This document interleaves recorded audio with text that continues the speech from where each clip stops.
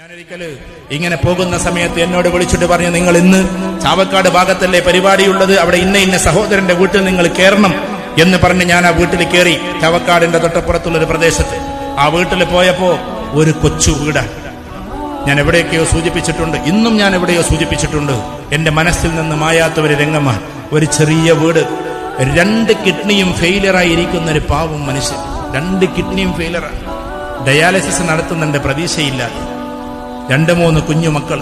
ഞങ്ങൾ വീട്ടിൽ പോയി കട്ടൻ ചായ തന്നിട്ട് കുടിച്ചോണ്ടിരിക്കുമ്പോ ഒരു ചെറിയ കുട്ടി വന്നു. ഒരു 4 വയസ്സ് 5 വയസ്സുള്ള ഒരു ഷമ്മീസ് മാത്രം ഇട്ടിട്ടുള്ള ഒരു കൊച്ചു പെൺകുട്ടി.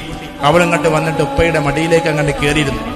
ആ സഹോദരൻ നെഞ്ചിലിങ്ങനെ ചേർത്തിട്ട് ഞങ്ങളോട് പറയാണ്, എനിക്ക് മരിക്കാൻ പേടിയില്ല സാർ, പക്ഷെ ഇവരെ കുറിച്ച് ആലോചിക്കുന്നത് വല്ലാത്തൊരു സങ്കടം. ഇവരെ കുറിച്ച് ആലോചിക്കുന്നു, ആലോചിക്കട്ടെ. അപ്പൊ ഈ മനുഷ്യരുടെ അടുക്കൽ നമ്മൾ എത്തണ്ടേ? അവർക്ക് എന്തെങ്കിലും ചെയ്തു കൊടുക്കണ്ടേ? എനിക്ക് ഓർമ്മയുണ്ട്, തിരൂരിൽ ഒരു ഫംഗ്ഷനിൽ വെച്ചിട്ട് ഒരു വീടിന്റെ താക്കോൽ ദാനം. ഞാൻ രാഷ്ട്രീയം പറയുന്നില്ല ഇവിടെ, ഇതതിന്റെ ഒരു സദസ്സല്ല. പക്ഷെ ഹൈദർ അലി ശിഹാബ് തങ്ങൾ ഇങ്ങനെ നീട്ടാണ്. ആ സമയത്ത് ഒരു മെലിഞ്ഞുണങ്ങിയ പാവം ഒരു ഹൈന്ദവ സ്ത്രീ അങ്ങനെ വന്നിട്ട് ആ താക്കോല് വാങ്ങിക്കുമ്പോൾ ഞാൻ തൊട്ടടുത്ത് നിൽക്കുന്നുണ്ട്. കരഞ്ഞുകൊണ്ടാണ്ട് വീണ് തങ്ങളുടെ കാലിലേക്ക്. തങ്ങളൊരൊറ്റ പൊന്തിക്കല, കാരണം കാൽക്കൽ വീഴുന്ന സ്വഭാവം ഇസ്ലാമിൽ ഇല്ലാത്തത് കൊണ്ട് പൊന്തിച്ചു. കാരണം അത്ര കരഞ്ഞിട്ട്. അപ്പൊ അന്വേഷിച്ച് നോക്കുമ്പോ മക്കളില്ല, ആൺമക്കളില്ല. ഇവരടുത്ത് എത്തണ്ടേ നമ്മൾ? അവർക്ക് വീട് വെക്കണ്ടേ നമ്മൾ? ഇവരുടെയൊക്കെ കാര്യങ്ങൾ ആരേറ്റെടുക്കും? അതിനാണ് സത്യത്തിൽ ഈ സാമ്പത്തികപരമായ ഒരു സുസ്ഥിതി എല്ലാവരിലും ഉണ്ടായിത്തീരാൻ, സാമൂഹികപരമായ ഒരു പ്രതിബദ്ധത എല്ലാവരിലും ഉണ്ടായിത്തീരാൻ.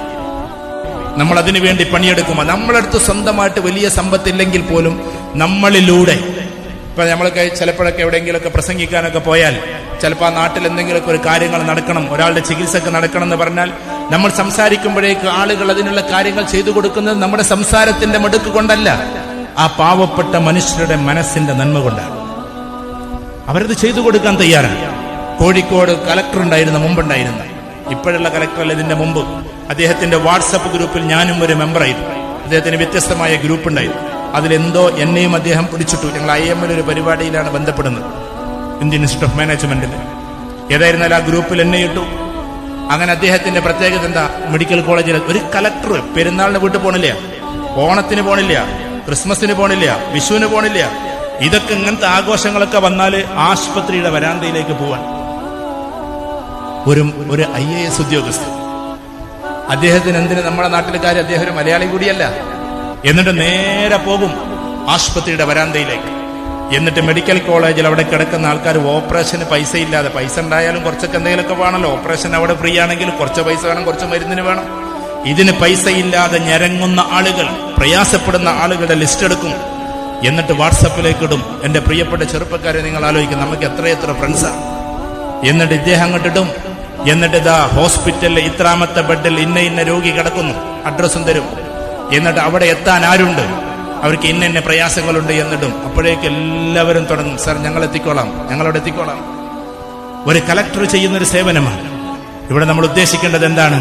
നമ്മൾ ഓരോ കാര്യത്തിനും നന്മ പുറപ്പെടുവിക്കുക എന്നത്, നമുക്ക് കരുതുക എന്നത്. അവിടെ ആര് എന്തെന്നുള്ളതല്ല.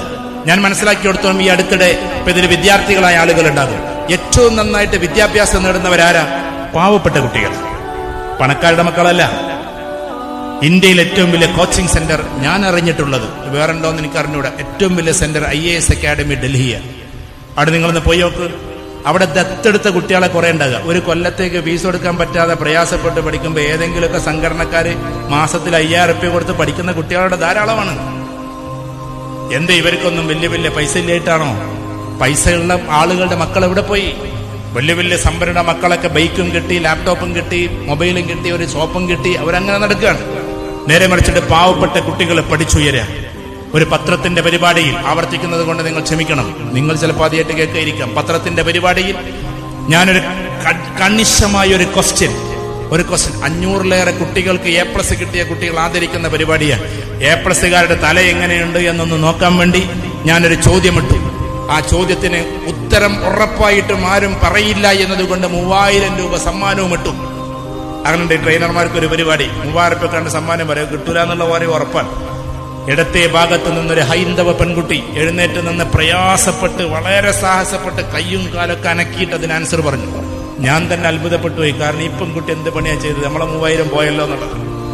ഏതായിരുന്നാലും പാവം പത്രത്തിന്റെ ആളെ വിളിച്ചിട്ട് പറഞ്ഞ ആ സമ്മാനം ഇപ്പൊ തന്നെ കൊടുത്തേക്ക്. ആ കുട്ടി വന്നിട്ടത് സ്റ്റേജിൽ നിന്ന് വാങ്ങിക്കുമ്പോ അറിയാണ്ട് പൊട്ടിക്കരയുന്നുണ്ടായിരുന്നു. ഞാനത് കണ്ടപ്പോ എന്തോ ഒരു അസ്വാഭാവികത തോന്നി. ആ സമയത്ത് ഞാൻ പത്രത്തിന്റെ ആളോട് പറഞ്ഞു, പരിപാടി കഴിഞ്ഞിട്ട് ആ മോളെ വിളിക്കണം. പരിപാടി കഴിഞ്ഞിട്ട് ആ കുട്ടിയെ വിളിപ്പിച്ചു. ആ കുട്ടിയോട് ഞാൻ ചോദിച്ചു, മോളെ നീ എന്തിനാ കരഞ്ഞത്?